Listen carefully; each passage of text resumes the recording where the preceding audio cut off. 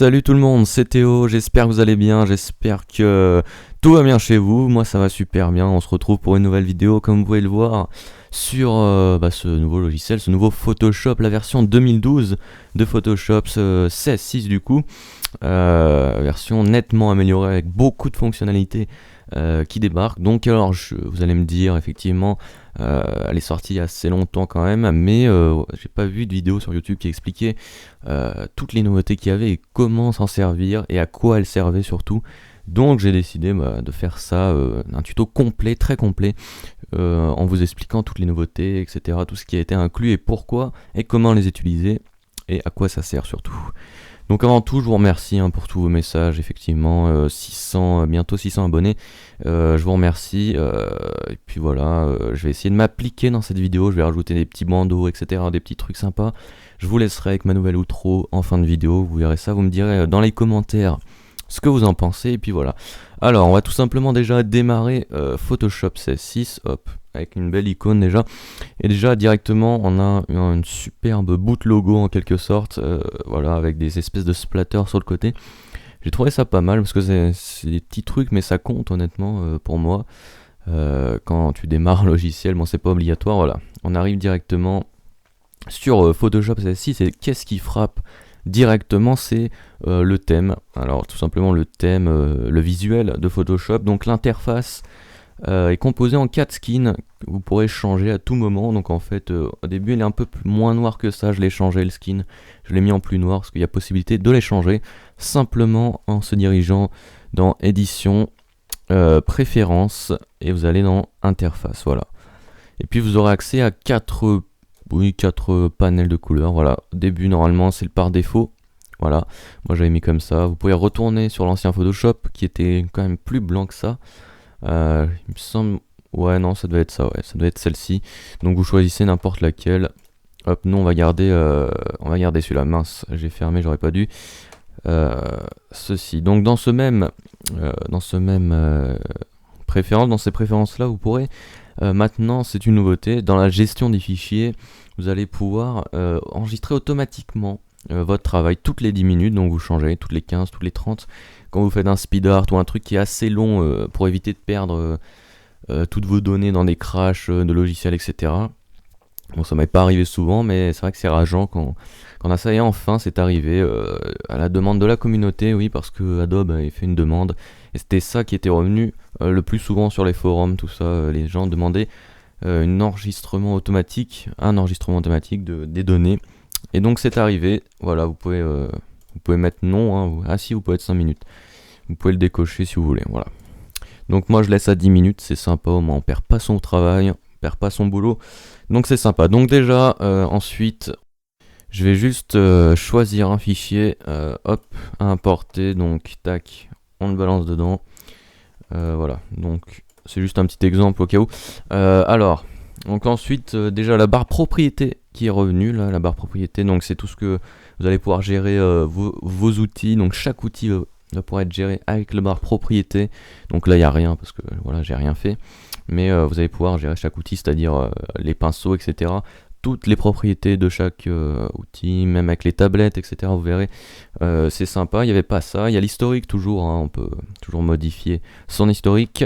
Ensuite on a dans la fenêtre, oui, on a fenêtre, extension. Dans l'extension on a toujours mini bridge, on peut rechercher des images, etc., exporter notre travail aussi. Et il y a couleur normalement, couleur, c'est un truc allemand, et qui va vous permettre d'avoir des dégradés en fait créés par la communauté, et c'est un truc super sympa, mais moi je l'ai pas, donc je sais pas pourquoi. Pourtant c'est une édition légale, je l'ai acheté, voilà, je vous expliquerai ça après, plus tard, donc voilà. Ensuite dans outils, c'est nouveau les amis, on a des nouveaux pinceaux donc qui ont fait leur apparition dans les nouveaux pinceaux, surtout les aérographes, il y en a beaucoup qui ont été ajoutés, et des crayons aussi, effectivement, les crayons et les aérographes qui ont été ajoutés, les craies aussi qui ont été ajoutés, il y a une douzaine de pinceaux en plus par rapport à la version 2011. Donc on peut aussi gérer, hop, voilà, les formes aussi des aérographes ont été repensées totalement Parce que voilà, alors attendez, je vous sélectionne un aérographe, voilà, vous allez pouvoir carrément tout changer. Voilà, le nombre d'éclaboussures, la taille d'éclaboussures, les granularités, la distorsion, la dureté et le pas. Bon, le pas, on pouvait déjà le faire, mais voilà, vraiment des options qui vont pouvoir ravir ceux qui peignent, qui font des speed art, etc. avec des tablettes. Surtout ceux avec des tablettes, ça va les aider grandement. Alors, au niveau de la 3D, alors c'est vrai qu'on m'a demandé beaucoup. Qu'est-ce qui a changé dans la 3D? Attendez, il y a des problèmes de fenêtre. On s'en fout, on ferme ça. Qu'est-ce qui a changé dans la 3D? Alors, je vais pas pouvoir m'en montrer parce que moi, ça va complètement cracher si je le fais. Je l'ai déjà fait plein de fois avant cette vidéo et ça a craché, donc je vais pas pouvoir vous montrer la 3D. Je vous ferai une nouvelle vidéo spéciale 3D, mais j'y reviendrai tout à l'heure sur la 3D. J'ai beaucoup de choses à vous dire. Je voulais juste vous dire quelque chose. Elle a été complètement repensée, améliorée, et je vous montrerai ça dans une autre vidéo. Mais je vous en reparlerai tout à l'heure. Oui, voilà, repensée, et il y a beaucoup de raccourcis en fait qu'on va pouvoir utiliser avec la 3D. On verra ça tout à l'heure. Avant, oui, au niveau du recadrage, alors ça c'est très important. Il y a vraiment eu des grosses nouveautés au niveau du recadrage qui peuvent faciliter la vie des créateurs, etc. Le travail surtout. Et en fait, vous pouvez, pendant que vous recadrez, vous pouvez pivoter maintenant, c'est nouveau. Voilà, on peut pivoter avec une phase de transparent, on peut, voilà, on nous guide dans le recadrage. On peut pivoter, c'est nouveau, c'était pas là. Et on peut carrément appuyer ici, non, pardon, c'est ici, faire pivoter la zone. Voilà, d'un seul truc. Mais là, il n'est pas pivoté, donc je peux pas vous le montrer. On pouvait décliner, etc. Enfin bref, beaucoup de choses sympas. On va pas valider, hop. Donc dans le recadrage, c'est sympa. Vous pouvez faire aussi des recadrages prédéfinis, c'est-à-dire vous pouvez hop, grille, diagonale, triangle, nombre d'or, spirale dorée, etc. Et là aussi, dans le libre, vous avez des recadrages prédéfinis, c'est-à-dire que vous pouvez faire en carré, en 4 tiers, en 16 x 9, en 2 x 3, et vous allez pouvoir, pour ceux qui font des travaux de précision, c'est super ça, c'est génial, ça je l'utiliserai d'ailleurs. Et ça c'est super sympa, super bien pensé. Ensuite, on a, qu'est-ce qu'on a d'autre? Ah oui, on a aussi, alors ça c'est une grosse nouveauté, le recadrage perspective. Qu'est-ce que c'est? Regardez, vous allez voir, c'est simple. Voilà, regardez, on peut faire de la perspective. Alors là, bon, évidemment, sur un arbre, ça va rien donner, mais vous avez vu, c'est en perspective, on peut carrément recadrer en perspective. Donc, par exemple, pour tout ce qui est bandeau, vous savez, qui fuit des espèces de splatter comme ça, on peut les recadrer grâce à ça, parce que ça c'est génial. Vous suivez carrément la perspective, vous faites OK, vous avez recadré, voilà. Attendez, là j'ai appuyé, voilà, pour vous montrer, mais bon là ça donnera rien, parce que, voilà, donc ça donne rien, parce que c'est pas un truc en perspective. Enfin bref, voilà. Donc ça c'est une grosse nouveauté qui pourra aider, je sais pas si je m'en servirai. Au niveau de la pipette, les amis, la pipette qui va nous permettre, qui est où? Voilà, qui est là, qui a été repensée. C'est-à-dire que, voilà, si vous restez appuyé, hop, vous avez toutes les couleurs, regardez, qui changent en haut, toutes les couleurs qui changent, etc. Vous pouvez voir la visualisation, même en bas, à gauche, là, hop, vous avez les couleurs qui changent, donc voilà, je vais sur le blanc, c'est blanc, voilà, etc. Mais il n'y a pas que ça, il y a exactement, elle a été repensée ici, voilà, dans le nuancier, dans les couleurs, vous pouvez voir, vous pouvez modifier ici, vous pouvez modifier ici, je vous rappelle, c'est la touche X, hop, pour changer de couleur, là, tac, tac, tac, tac. Voilà, je vous rappelle. Donc c'est vraiment, c'est un petit truc, mais ça peut aider. Voilà, ça aide et c'est super sympa. Ensuite, on a le Content Aware Move Tool, en fait, qui va permettre de déplacer un objet en comblant son espace par le contenu pris en compte. Voilà. Je sais pas si vous connaissez ça. Mais voilà, déplacement basé sur le contenu. C'est-à-dire vous allez, par exemple, vous voulez déplacer ce texte. Vous allez l'entourer, donc je vais pas le faire parce que là encore, c'est un ordi pas très puissant et qui, ça va être chiant quoi. Vous le sélectionnez, une fois sélectionné, vous le déplacez où vous voulez le mettre. Par exemple, je le déplace ici. Et bien là, ce sera comblé par le contenu qui sera ici, par exemple. C'est-à-dire ça va reprendre les feuilles, mais ça se verra pas. Après, il y a une autre manière de le faire pour enlever ça. Je vous donne l'astuce, elle est connue. Vous allez sélectionner avec n'importe quel outil de sélection, hop, vous faites Shift F5, voilà, c'est un outil qui s'appelle remplir, vous faites OK, et là, fucking magie, ouais, je vous avais dit, c'est vraiment, et voilà, regardez, il a disparu complètement, on n'a aucune trace, vous voyez, c'est comme si on n'avait rien du tout. Vous avez vu, c'est assez affligeant, enfin affligeant, c'est assez surprenant plutôt. Regardez, tac, tac, tac. Enfin bref, voilà, on va enlever ça, on va le laisser. Alors ça, en fait, c'est le nom de la chanson que vous entendez en arrière-plan. C'est plutôt le groupe et l'album, voilà. Pour ça, c'est bon. Qu'est-ce qu'on a encore? On a le texte qui a maintenant un menu entier dédié pour lui. On peut gérer directement des panneaux. Les panneaux de caractères, panneaux de paragraphes. Est-ce que j'en parle tout? Oui, panneaux de caractères, en fait, il a été rajouté quelques colonnes, donc qui sont pas disponibles pour toutes les polices. Vous comprendrez, on a toujours le faux gras, le faux italique, mais on a des, voilà, métriques, optiques, et on a surtout, je crois que c'est ça. Non, c'était quoi? Oui, c'est celui-là qui est apparu, donc qui permet de réaliser la distance entre chaque lettre. Voilà, donc ça c'est super. Voilà, donc c'est pas disponible pour toutes les polices, paragraphes, je crois que ça n'a pas changé. Non, il me semble pas, donc voilà, vous avez ça ici, dans le menu texte, voilà. Ensuite, donc on a un menu entier. Pour faire un texte 3D, c'est très simple. Pour basculer directement en texte 3D, imaginez, je pape, évidemment, c'est super, voilà, on augmente la taille, toujours pareil. GTHG, je veux passer ce texte en 3D, j'appuie juste ici dans la 3D, je vais pas le faire, encore une fois. Et bah, votre texte se transforme en 3D, voilà. Et vous pouvez directement le traiter par le menu 3D. Ensuite, nos amis, pour rester dans l'optique de la 3D, on a également une pipette. Et oui, une pipette qui va correspondre au 3D, aux matières 3D. C'est-à-dire que, bon, là, je peux pas l'utiliser parce que vous voyez que je suis pas en 3D.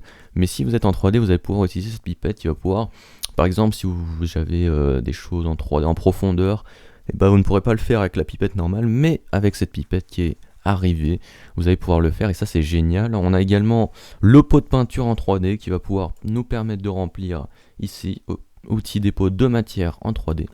On va pouvoir balancer des couleurs dans des profondeurs, dans des machins.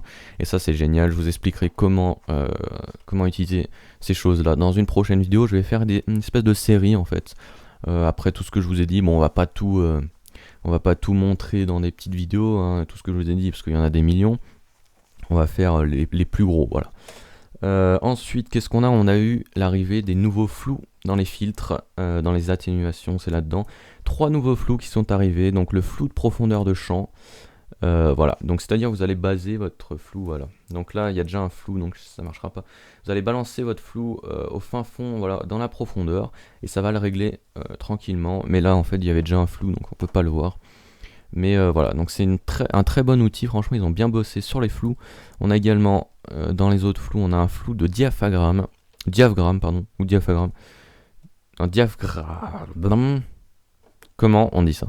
Diaphragme. Wouh, diaphragme. Donc en fait ça fait un rond, voilà, et c'est une espèce d'éclipse, voilà, on l'en voit pas, mais ça fait un bon rendu.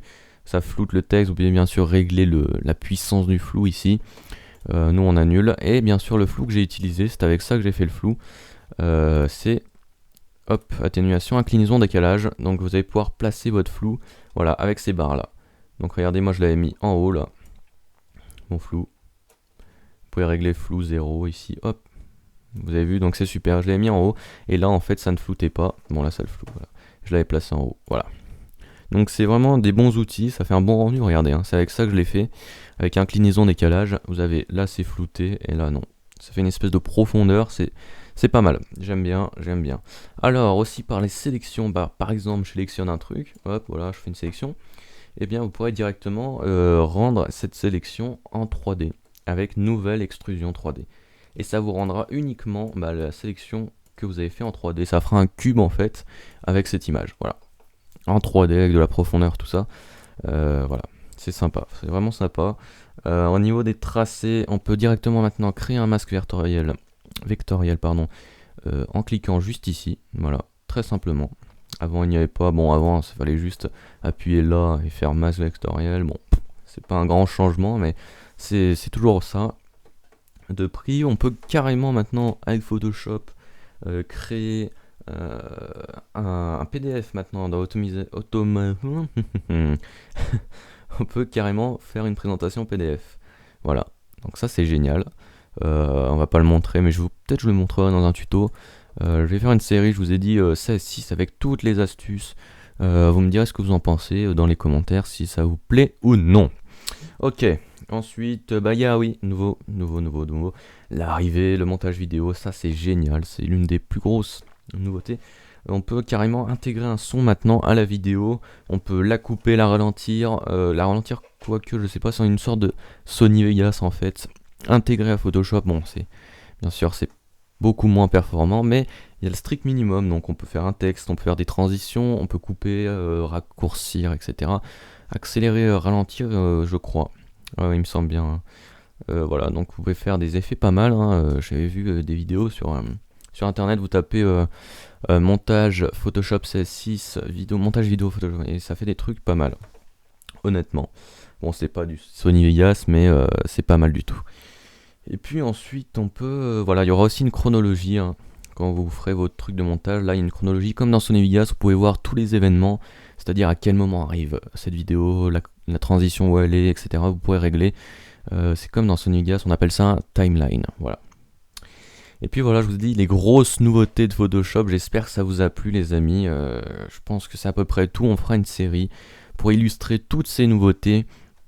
C'est-à-dire, pas comment les utiliser, parce que voilà, je vous ai montré, mais comment faire du beau boulot avec, etc. Ça va être pas mal.